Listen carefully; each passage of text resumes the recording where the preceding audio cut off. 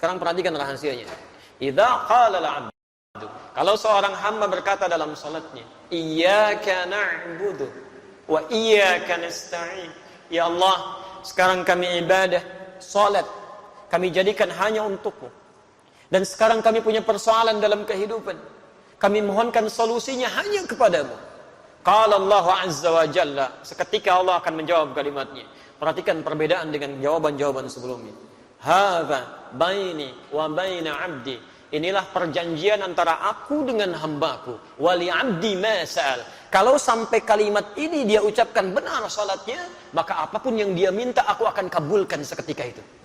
A'udzu billahi minasy syaithanir rajim. Bismillahirrahmanirrahim. Namun ternyata amin saja tidak cukup dalam ibadah.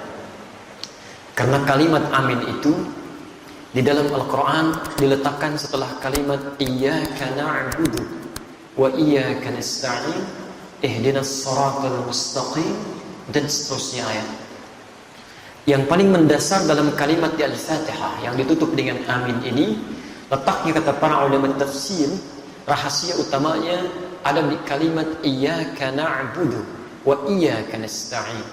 Kenapa Anda kemudian respon dengan amin di setelah kita tuntas mengucapkan waladhdallin? Perhatikan rahasia besarnya tercantum dalam hadis riwayat Abu Daud nomor hadis 649. Perhatikan kalimatnya, di sini letak rahasianya. An Abi Hurairah radhiyallahu ta'ala anhu qala, hadis riwayat Abu Hurairah semoga Allah meridai kepada beliau, beliau menyampaikan, qala Rasulullah sallallahu alaihi wasallam, Rasulullah sallallahu alaihi wasallam pernah bersabda, qala Allah azza wa jalla, Allah pernah memfirmankan dalam hadis qudsi. Jadi ini qudsi hadisnya. Qasamtu shalah baini wa baina 'abdi 'ala qismain. Saya bagi salat kata Allah sebagai hak dan kewajiban antara aku dengan hambaku. Wali 'abdi ma sa'al, dan kalau hambaku, perhatikan garisnya, kalau hambaku benar menunaikan salatnya, aku akan kabulkan apapun yang dia minta seketika. Kalau dia benar menunaikan salatnya, aku akan kabulkan apapun yang dia minta seketika. Perhatikan kalimatnya. Idza qala al-'abdu alhamdulillahi rabbil alamin. Kalau seorang hamba dalam salatnya mengucapkan alhamdulillahi rabbil alamin, qala Allah azza wa jalla, langsung Allah jawab kalimatnya. Hamadani 'abdi, hambaku sedang memujiku. Wa idza qala al-'abdu ar-rahmanir rahim, kalau hambaku mengatakan ar-rahmanir rahim, qala Allah azza wa jalla athna 'alayya 'abdi. Allah menjawab hambaku sedang menyanjungku. Wa idza qala al-'abdu maliki yaumiddin, kalau hamba kemudian berkata maliki yaumiddin, qala Allah azza wa jalla, Allah menjawab majjadani 'abdi, hambaku sedang mengagungkanku. Sekarang perhatikan rahasianya. Idza qala al-'abdu, kalau seorang hamba berkata dalam salatnya, iyyaka na'budu wa iyyaka nasta'in. Ya Allah, sekarang kami ibadah, salat kami jadikan hanya untukmu. Dan sekarang kami punya persoalan dalam kehidupan. Kami mohonkan solusinya hanya kepadamu. Qala Allah azza wa jalla, seketika Allah akan menjawab kalimatnya. Perhatikan perbedaan dengan jawaban-jawaban sebelumnya. Hadza baini wa baina 'abdi. Inilah perjanjian antara aku dengan hambaku. Wali 'abdi ma sa'al. Kalau sampai kalimat ini dia ucapkan benar salatnya, maka apapun yang dia minta aku akan kabulkan seketika itu. Jadi kalau Anda benar dalam berdiri ini saja, sampai di sini saja, Anda benar kalimatnya, kata Allah, mau minta apa kamu? Kamu minta apapun, saya akan kabulkan. Karena itulah sejak dulu, para nabi dan rasul sebelum masa Nabi Muhammad SAW, setiap kali mereka menunaikan salat itu akan selalu menyampaikan doa-doa dalam hajat kehidupannya. Sebelum kita sudah ada nabi yang salat. Cuma caranya kita lebih sempurna. Sampai dengan sujud dan salam. Dulu Masya Allah, Nabi Zakaria salat. Quran surah ketiga Ali Imran ayat 38-39. Posisi paling kanan sebelah atas. Ya Masya Allah, Nabi Isa salat. Quran surah 19 dari ayat 31-nya. Posisi paling kanan di pertengahan. Nabi Ismail bahkan ya, kakek Nabi Muhammad SAW ke-29 salat. Dan memerintahkan keluarganya untuk salat. Quran surah 19 di ayat 55-nya. Semuanya salat. Nabi Musa salat. Nabi Ibrahim salat. Semua salat. Jadi kalau Anda urutkan dari Nabi Muhammad SAW sampai Nabi Adam, mereka pun salat dengan cara yang berbeda dengan kita dan kita lebih sempurna. Muhammad bin Abdullah bin Abdul Muttalib bin Hashim bin Abdul Manaf bin Qusay bin Murrah bin Kilab bin Ka'b bin Ghalib bin Fihr bin Malik bin Nadar bin Kinana bin Khuzaimah bin Mudrika bin Ilyas alaihi salam bin Nizar bin Mudar bin Ma'ad bin Adnan bin Addi bin Adri bin Muqawwam bin Nahur bin Talih bin Ya'rub bin Yasjub bin Nabit bin Ismail alaihi salam bin Ibrahim alaihi salam bin Adhar bin Nahur bin Abir bin Kinan bin Arfakhshad bin Sam bin Nuh alaihi salam bin Mihlail bin Matushada bin Kinan bin Anwas bin Thith bin Adam alaihi salam. Nabi Muhammad sallallahu alaihi wasallam sampai ke atasnya semua salat. Perhatikan apa yang paling hebat terjadi. Pernah dulu ada dua orang menikah. Setelah berumah tangga ternyata secara medis divonis tidak mungkin punya keturunan. Suaminya rambutnya sudah memutih, fisiknya sudah letih. Istrinya divonis secara klinis menopause dan mandul. Secara medis mustahil. Maka apa yang terjadi? Perhatikan kaidah Qur'annya, ini manhaj untuk kita semua. Quran surah ketiga Ali Imran ayat 38, posisi paling kanan sebelah atas. Hunalika da'a Zakaria rabbah. Di mihrabnya kemudian Nabi Zakaria yang mengalami peristiwa tadi, ya, yang saya sebutkan rambut memutih, fisiknya sudah letih, dengan kondisi istrinya ada di Quran surah 19 Maryam, dari ayat keduanya sampai dengan ayat ke-10 ya, posisi paling kanan dari atas sampai bawah. Kemudian setelah semua mengatakan mustahil punya keturunan, apa yang dilakukan? Nabi Zakaria meninggalkan pendapat manusia, langsung bermohon kepada Allah yang tanpa batas. Maka masuk ke mihrabnya bermohon. Qala rabbi habli min ladunka dzurriyyatan thayyibah innaka sami'ud du'a. Ya Allah, semua mengatakan mustahil saya punya keturunan. Saya hanya bermohon sekarang hanya kepadamu ya Allah, yang tidak punya batas dalam kekuasaannya. Engkau pasti dengar doa saya. Kalau pada yang maha mendengar saja belum dikabulkan, pada siapa lagi saya mesti minta ya Allah? Ini rumus dalam Al-Quran. Kalau Anda sedang punya persoalan dalam kehidupan, jangan putus asa. Kalau semua makhluk mengatakan mustahil, mengangkat tangannya dan mereka menyerah, itu tanda pertama dari Allah supaya Anda meninggalkan pendapat makhluk, langsung memohon kepada Allah Subhanahu wa taala. Isyaratnya ditemukan di Quran karena Allah ingin memberikan langsung kepada Anda tanpa melalui perantara yang lainnya. Kalau dengan sudah diberikan seperti itu belum mampu mendekatkan Anda kepada Allah, Anda mesti diberikan seperti apa lagi? Sehat belum bisa mendekat kepada Allah. Mata bisa melihat, belum bisa menggunakan untuk melihat yang baik-baik. Diberikan sakit belum ingat Allah juga. Anda mesti bagaimana lagi supaya ingat Allah? Ada anak orang matanya nggak bisa lihat, cuman usianya 4 tahun, ada yang 5 tahun, mata buta, masih mau menghafal Quran, sampai hafal Quran. Muaz namanya. Anda 40 tahun, 50 tahun, matanya sehat, masih bisa melihat sampai hari ini. Kalau dengan seperti itu belum mampu melihat isi Quran saja, mesti dengan cara apa lagi dimotivasi supaya mau meningkatkan ibadah? Tayyib, ketika bermohon itu apa yang dilakukan? Ternyata bukan bermohon biasa, ditunaikan dalam keadaan sholat. Masih berdiri sholatnya.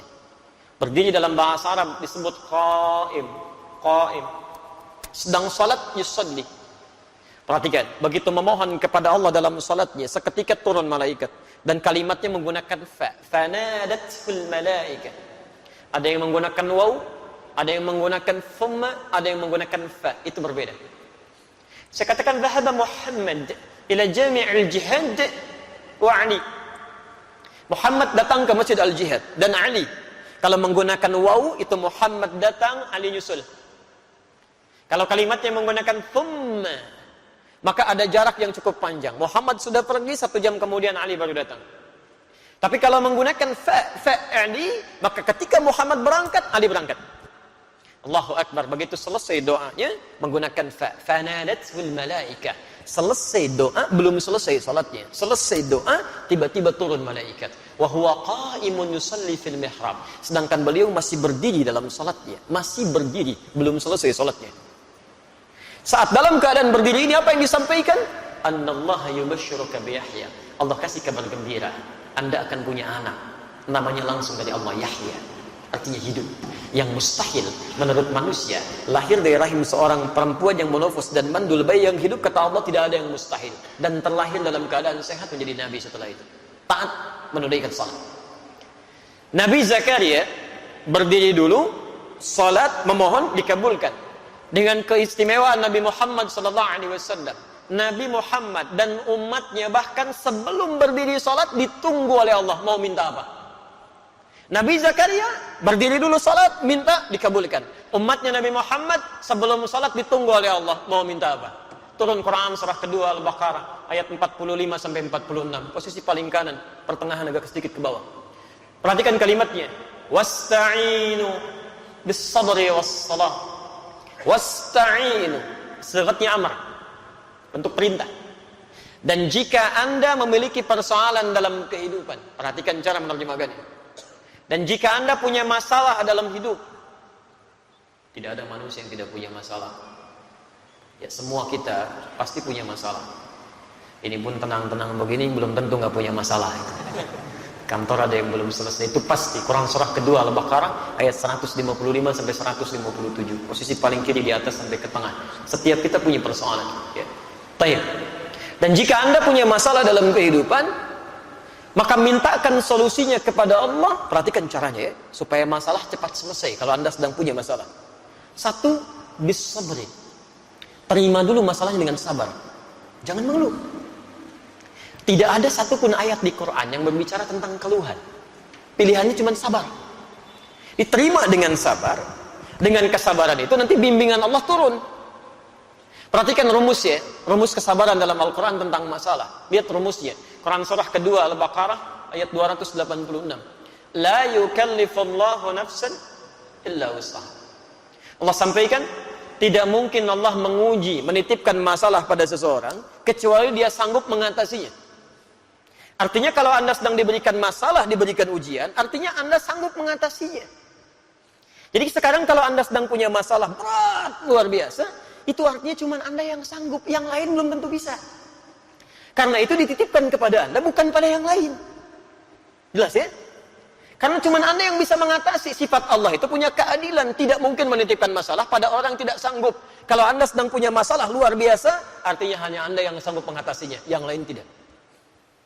Dan tidak usah pasang status, memang hanya saya yang bisa mengatasinya. La yukallifullahu nafsan illa wus'aha. Diterima dengan sabar. Sifat adil Allah ini, Masya Allah, bukan hanya melekat pada manusia. Binatang pun mendapatkannya. Tumbuhan pun meraihnya. Tahu cicak? Bagaimana beraktivitasnya? Merayap. Di mana? Di dinding. Apa makanannya? Nyamuk. Nyamuk bagaimana aktivitasnya? Terbang. Di mana sifat keadilan Allah? Makanannya bisa terbang, cicaknya nggak bisa terbang. Kalau nyamuknya jenius, itu jadi permainan cicak, gitu ya. Tapi perhatikan, turun kemudian keadilan Allah di sini, dan disinilah kemudian hikmah besar kita dapatkan. Orang tua kita hanya mengajarkan sedikit lirik untuk memahamkan itu. Cicak-cicak di dinding. Diam-diam, Allahu Akbar. Cuman diam-diam merayap. Keadilan Allah hanya memerintahkan kamu merayap ya. Dia merayap walaupun cuman diam-diam. Perhatikan, ketika cicaknya mengikuti ikhtiar yang ditetapkan Allah, merayap dia sekalipun diam-diam, yang terjadi setelahnya apa? Datang seekor, Allahu Akbar. Nyamuknya yang datang, bukan cicak yang mendatangi nyamuk. Dia cuma dituntut merayap walaupun diam-diam, rizkinya datang, bukan cicak yang mendatangi nyamuk. Nyamuknya yang datang. Siapa yang mendatangkan nyamuk kepada cicak? Kalau dia tidak merayap, gak akan datang, Pak. Cicak saja yang tidak dihisab, rizkinya ada, apalagi antum yang dihisab. Datang seekor nyamuk, setelah itu silahkan ya. Jadi selalu gitu kan, ada kebaikan yang bisa kita dapatkan.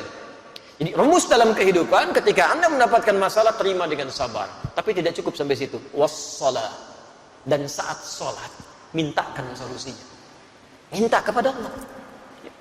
Makanya kalimatnya ketika wasta'inu itu kata perintah. Lihat, wasta'inu itu bentuk perintah. Kalau ingin dirubah jadi bentuk permintaan, maka dirubah kalimatnya dari wasta'inu menjadi nasta'in. Itu bentuk permintaan. Wasta'inu dirubah jadi bentuk nasta'in. Ya Allah, Engkau perintahkan kami minta, sekarang kami memohon solusinya. Nasta'in. Kepada siapa? Kepadamu ya Allah. Iyyaka. Iyyaka nasta'in. Saya mau tanya, apakah dalam salat kita mengucapkan kalimat iyyaka nasta'in? Saat sujud atau saat rukuk? Berdiri. Bukan sujud, bukan rukuk, berdiri. Iyyaka na'budu wa iyyaka nasta'in. Bukankah Nabi Zakaria bermohon saat berdiri? Beliau minta dikabulkan. Kita belum minta, sudah ditunggu oleh Allah. Tunaikan salat, lakukan, saya tunggu. Kamu minta wa iyyaka nasta'in, dijawab di hadis qudsi. Hadza baini wa baina 'abdi wa li 'abdi ma sa'ad. Ini perjanjian antara aku dengan hambaku. Kalau hambaku benar salatnya, maka akan kabulkan apapun yang dia minta. Allahu akbar. Nah, karena itulah Bapak dan Ibu sekalian, dalam masalah salat ini Nabi tegas sekali. Dan tidak ada toleransi yang sangat tinggi di sini. Semua diberikan ketentuan yang jelas, dalil yang benar, sehingga ketika diikuti semua itu diharapkan semua orang salat mendapatkan keutamaan yang dimaksudkan. Itu baru satu. Antum hati-hati ya di sini ya. Pernah dulu di zaman Nabi, ada orang masuk ke masjid Nabi, namanya Khalad Az-Zurairati. Salat di samping Nabi. Tapi jadi bermasalah. Itu ada di Al-Bukhari, nomor hadis 751, 757, di hadis Muslim nomor hadis 397. Babnya babul musifis salat, bab tentang orang yang salatnya bermasalah. Qila bima ma'na, dikatakan ja'a rajulun ila Nabi sallallahu alaihi wasallam. Datang seorang lelaki kepada Nabi sallallahu alaihi wasallam. Fadakhala ila al-Masjid an-Nabawi, maka masuk ke Masjid Nabi. Fa shalla bi janbin Nabi sallallahu alaihi wasallam. Maka salat di samping Nabi sallallahu alaihi wasallam. Dari mulai takbir sampai dengan salam. Falamma sallama yaminan wa shimala, tatkala salam ke kanan dan ke kiri, tiba-tiba faqala lahu an-nabiy sallallahu alaihi wasallam. Nabi sallallahu alaihi wasallam langsung berkata pada orang itu, "Shalli fa innaka lam tusalli." Anda salat lagi karena Anda belum salat. Padahal sudah salam. Fa'ada salatahu 3 marrat. Kemudian ia mengulangi salatnya sampai dengan 3 kali. Faqala lahu an-nabiy sallallahu alaihi wasallam mithla ma kana. Setiap kali dia salam, Nabi tetap mengulangi kalimat yang sama. Ulangi salatnya, kamu belum salat. Faqala ya Rasulullah ma ahsinu ghairah. Maka dia berkata, ya Rasulullah, saya tidak bisa lebih baik lagi daripada ini. Faqala lahu an-nabiy sallallahu alaihi wasallam. Maka Nabi berkata kepada orang ini setelah dia mengatakan, "Alimni, tolong ajarkan saya." Kata Nabi, "Idza qumta ila shalah fa asbighul wudu." Kalau ingin salatnya sempurna, begini, sempurnakan dulu wudunya, dicontohkan Rasulullah. Kemudian famastaqbilil qiblah, menghadap ke arah kiblat, begini caranya. Diatur dari mulai berdirinya, merapatkan safnya, sampai dengan kemudian bertakbir sampai salamnya. Setelah selesai itulah kita mendengar kalimat sampai hari ini. Sallu kama ra'aitumuni usalli. Al-Bukhari nomor hadis 651. Salatlah kalian persis seperti melihat saya ini salat. Nah, ternyata praktek Nabi ini meminta kita salat seperti pernah melihat Nabi salat. Dulu sahabat melihat dan mengajarkan pada generasi setelahnya, bukan ingin membebani kita salat, tapi supaya salat kita benar. Dengan benarnya salat itu, manfaat salat bisa kita dapatkan dalam kehidupan. Minimal doa kita bisa dijawab oleh Allah. Bukankah dalam semua gerakan salat ada doanya? Ruku ada doanya, sujud ada doanya, duduk di antara 2 sujud 7 permintaan, ada yang minta rezeki, ada yang minta rahmat, ada yang minta ampunan, ada yang minta perlindungan, Rabbighfirli warhamni wajburni warfa'ni, dan seterusnya. Subhanallah. Jadi ada kebaikan di situ. Itu baru 1, belum 4 yang lainnya. Karena Allah menjamin ada 5 kebaikan yang diberikan pada orang yang sholatnya benar, yang tidak akan pernah diberikan pada yang tidak sholat, atau bahkan orang sholat tapi sholatnya tidak seperti yang diinginkan oleh Al-Quran dan dituntun oleh Rasulullah SAW.